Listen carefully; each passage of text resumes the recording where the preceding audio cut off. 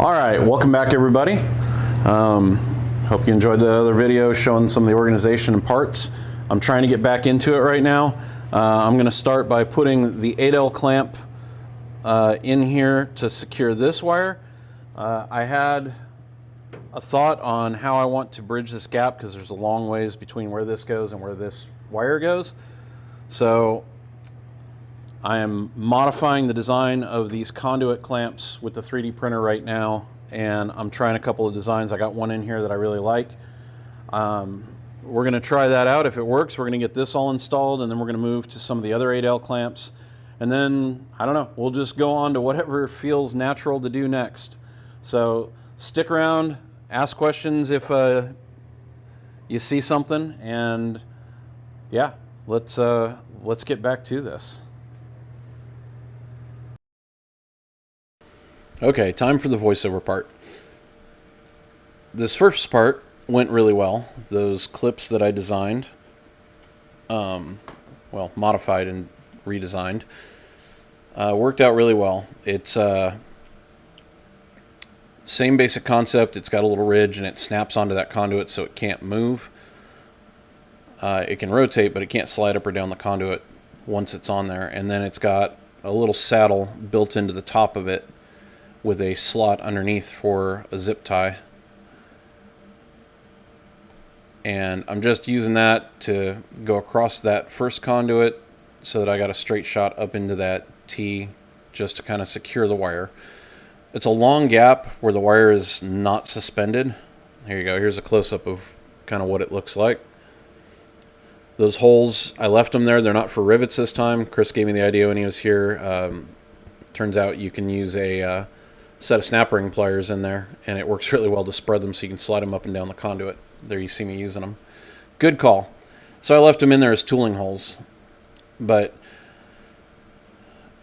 we're going to pause and look at this here. I'm going to slow it down. So that is still a big gap for that wire to have to span where it goes into the conduit.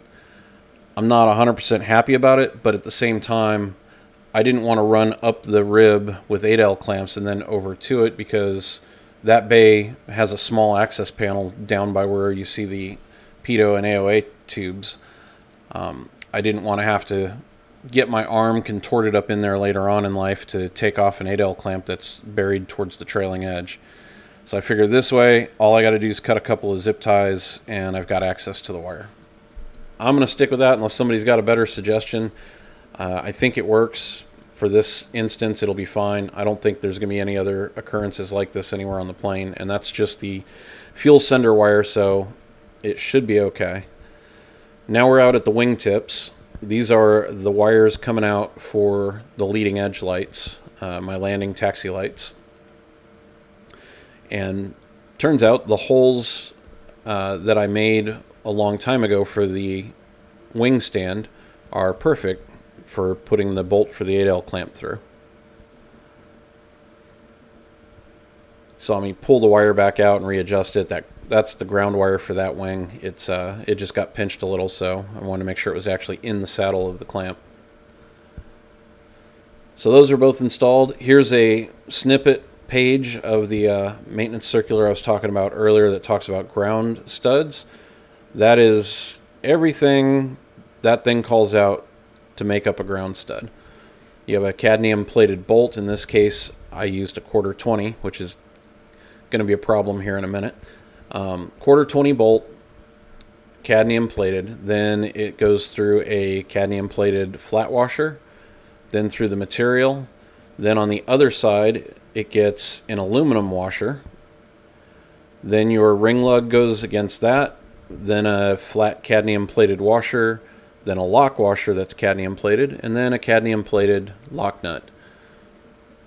And here I am just verifying that for the material I'm using, that is the correct makeup, that is the correct order. All is good, except the nut won't go on because I bought 1/4-20 bolts and 1/4-28 nuts. Not much I can do about that. Oh well. Anyhow, it's just a short one. Didn't get a whole lot done. Maybe I'll do more later, but hope y'all enjoyed it, and I will see you on the next one.